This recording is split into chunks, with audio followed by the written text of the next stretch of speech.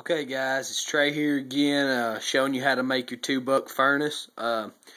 Basically, you've watched my first video, learn how to cast the inside of your furnace on your top, on your bottom, and your top, and this is what our holes, that's what our holes turned out like.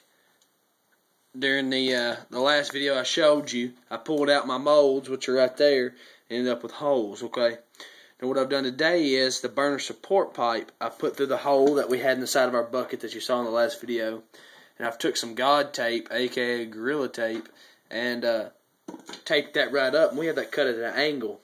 That way when it enters your burn chamber, it enters at an angle.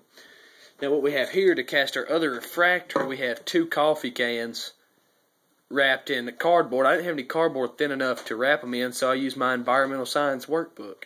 So, you know, if that tells you how much I care about school, then there you go. But basically, what this is going to do, this is going to go inside our bucket, and your burner support pipe is going to meet it right there at an angle. Now, as you can see, the burner support pipe don't match up exactly flush with the thing, so we're going to take some tape and take care of that. But see, the open area between the coffee cans and the edge of the bucket is going to end up being all refractory. So all this area from here to here is going to end up being refractory. So that's what we're about to do. And after that's cast and hardened up, we'll take our coffee cans and we'll just pull them right out of the bucket, and we'll have a nice little 6-inch burn chamber because the coffee cans are 6 inches wide.